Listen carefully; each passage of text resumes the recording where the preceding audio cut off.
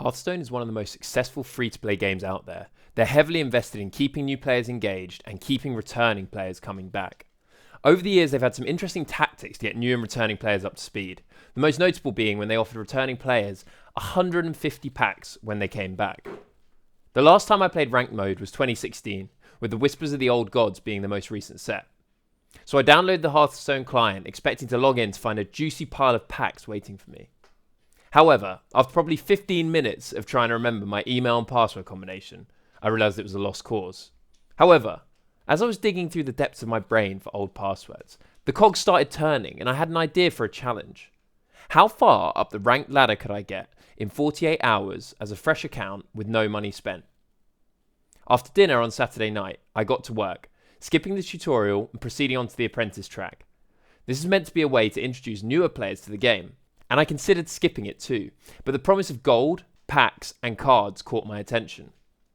Never once turned down a free lunch, I decided I'd give a few hours of my time before continuing my campaign for ranked mode greatness. You start out with two options for deck choice, aggro and control. Obviously this is a great way for new players to learn different styles of gameplay, but in my case, with the goal of unlocking as much as possible as quickly as possible to get me on my way towards a decent ranked deck, winning fast was the only way. I picked Hunter and launched into my first few games. The game started out strong. My old principles definitely gave me a leg up on the true beginners, and the basic Hunter deck was getting the job done.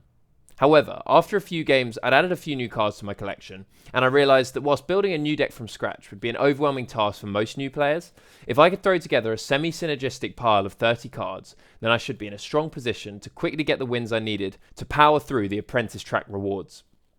I started tweaking the Hunter deck to be more aggressive, but as I was flicking through my collection, a familiar face caught my attention.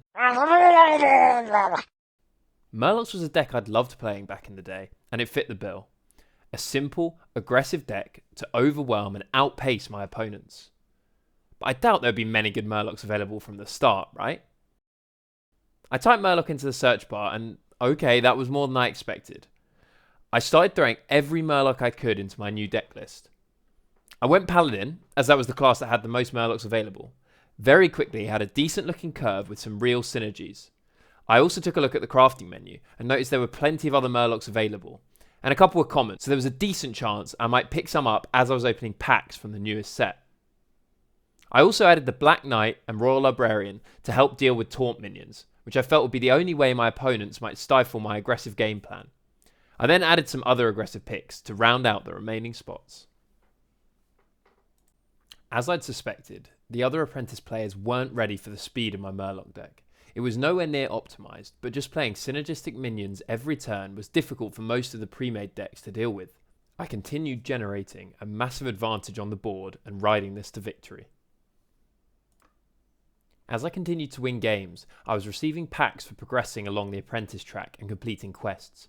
I was also receiving a good amount of gold, but I opted to hold on to it as things were going well now and I might need a boost later on. Most of the packs didn't contain anything that was immediately useful. However, I did pick up a copy of Hot Spring Glider, a 2/4 Murloc that causes your next Murloc to cost 2 less and also receive Divine Shield if you played a Murloc last turn, which in my case I almost always had. I immediately added him to the deck, and I saw the value in the next couple of games I played. It allowed me to have some super explosive turns that made it even harder for my opponents to keep up. At this point, I was just over halfway through the apprentice track. I decided to complete a few of the remaining quests. One of these required me to craft a new card, so I added a second copy of Hot Spring Glider. This made the deck even more consistent, and I swept through the next few games. I'd now reached rank 20 of 25 on the apprentice track, but I still had a couple of quests left to complete to get some extra packs. One of these was board control, which required me to remove 3 or more minions with a single spell. My Murloc deck was great for a lot of things, but with a deck full of minions and no removal, I'd need to look at other options to complete this one. Luckily, my level 20 reward was a choice between 3 decks, one of which was a mage deck with plenty of removal spells. It also had the 7-cost mage spell Flame Strike, which deals 5 damage to all enemy minions. So, the plan was simple. Draw a copy of Flame Strike and control the game long enough to be able to play it. I also needed to make sure that the opponent had at least 3 minions on their side that I could destroy. I kicked off the first game, and it seemed like everything was going to plan. I was controlling the game well, but in the end, I ran out of time to draw Flame Strike. And, not wanting to lose, I sealed the opponent's fate with a fireball to the face. The next game, trying to avoid the same issue, I mulliganed my entire starting hand hoping to see a Flame Strike. No luck with the next 3 cards either, but on my second turn, I drew the Flame Strike and all the pieces were in place. Now I just needed to survive until turn 7 and allow the enemy to build up a board presence. By turn 8, my opponent had played out enough minions for me to Flame Strike, so I cleared the board and then went on to win the game. I collected my rewards and then called it a night. I woke up bright and early on Sunday morning and jumped straight into some games, hoping to finish off Apprentice track and start the real meat of the challenge. I assumed I'd continue to overpower my opponents, but the first game was a reality check. I came up against a mid-range paladin deck that was able to pressure me whilst also putting up a sticky defense that slowed me down. I struggled to bounce back after losing some of my important murlocs early on in the game, and I conceded to receive my first defeat of this challenge so far. I immediately jumped into another game, keen to get things trending in the right direction. This opponent was a mage, and I'd had success against mage decks so far. I managed to build up my murloc horde, but ironically, it was a well-timed flame strike from my opponent that killed my momentum and led to my second loss in a row. Maybe I was getting unlucky, but I suspected that as I was getting closer to the top of Apprentice, my suboptimal murloc build might be finally showing its weak spots. I opened up the crafting menu to see what other murlocs I could add to strengthen the deck. This was the first time I'd seen the quest Dive the Galaka Depths, and it was clearly super powerful. However, at this point, I still wasn't sure I wanted to fully commit to murlocs, and I'd have to use almost all of my dust to craft it. Instead, I opted to tweak the current list, crafting some other murlocs to improve the overall quality of the deck. I removed both copies of Red Scale Dragon Tamer. This was mainly there as a decent murloc body, as I wasn't making much use of its ability to draw a dragon. Looking at the crafting menu, I now had much more synergistic options, and I added in 2 copies of Gnawing Greenfin as a replacement. These give you a random murloc when played, and so are great as a turn 1 play. I next removed 2 Direwolf Alpha. This card falls under the non-murloc aggressive cards category, and they were doing a good job, but at this point, with all my synergy geared towards murlocs, it felt like every non-murloc minion was draining power from the deck. I also felt like having a bit more punch at the top end would be necessary to get us over the line against the tougher competition I was facing, so I added 2 copies of the 4-cost Steamfin Thief. If you played a murloc on your last turn, it also summons 2 1/1 murlocs with Rush, which is a lot of value. The final cut was the lone copy of Elven Archer, which was previously making up the numbers in the 1-drop slot. Now with the addition of Gnawing Greenfin, I could happily remove it and add a submerged map for the ability to discover a situationally relevant murloc at any point in the game.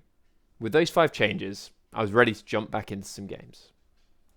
I ended up playing 4 more games before closing the Apprentice chapter of my journey, and with 3 wins and 1 loss under my belt, I finished the Apprentice track with a total record of 25-3. I unlocked arena mode, and like the easily distracted fool that I am, I decided I'd give it a go. For anyone that doesn't know, in arena you draft a deck and then go up against other players. The more wins you get, the better your prizes, but as soon as you lose 2 games, you're out. For no reasons describable by facts or logic, I assumed I might get an amazing win streak going and get a huge number of rewards to make my journey through ranked easier. But as anyone could have predicted, not knowing the past 10 years worth of cards severely hampered my ability to draft a coherent deck. The 2 inevitable losses were broken up by what I can only assume was a pity concession on turn 1, and my rewards were nothing to write home about. Enough delaying, it was now time to get some real ranked games under my belt. My first game, I came up against what seemed to be quite a popular deck during my ranked climb, and that was Quest Warrior Control. They played a quest called Enter the Lost City, which gives 2 powerful quest rewards if they survive for 10 turns.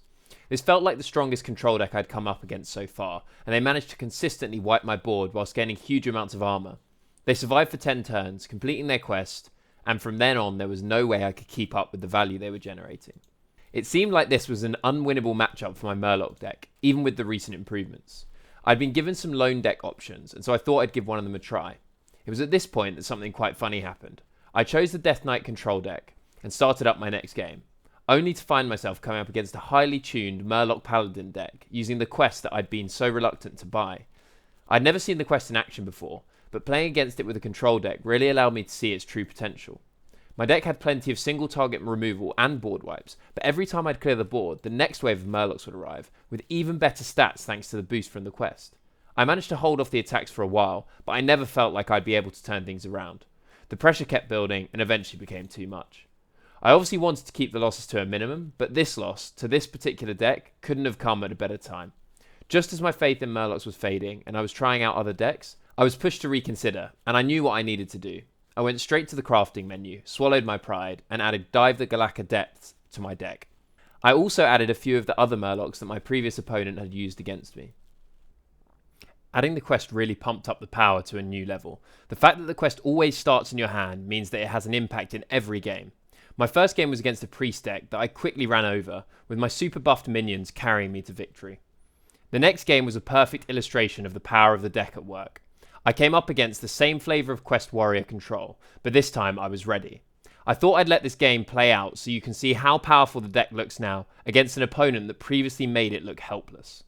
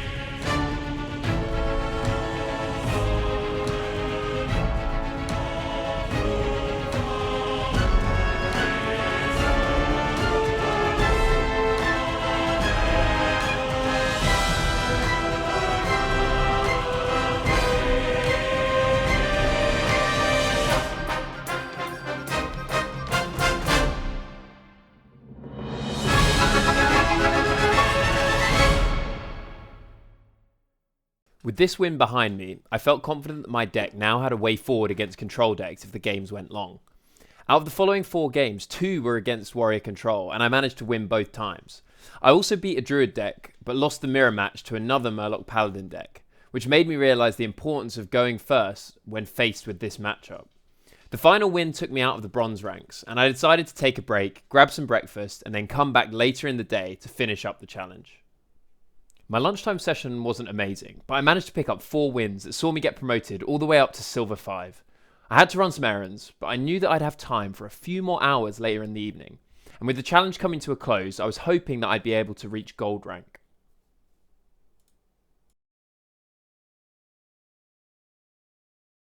By the time I jumped on to play some more games, it was almost 9 PM, so I reckon I had about 2 more hours before I wanted to head to bed. At this point, you've seen most of these matchups, and I'm sure you're keen to know where I ended up. So I thought to save us all some time, I'd put together one final montage, and then we can focus on the final couple of games.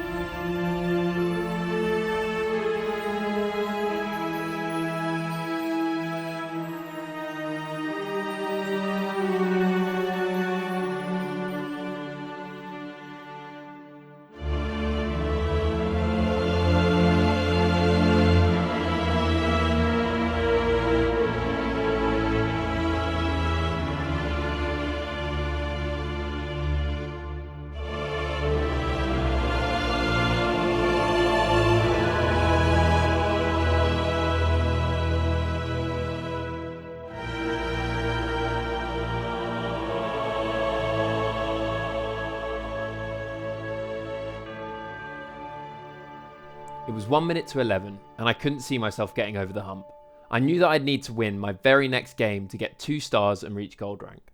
I thought the silver 1 was a pretty decent attempt, but the voice at the back of my head was saying one more game. I knew I wouldn't be truly happy unless I felt that I'd given it my best shot. So I jumped into my final game, hoping to close out the challenge with a victory.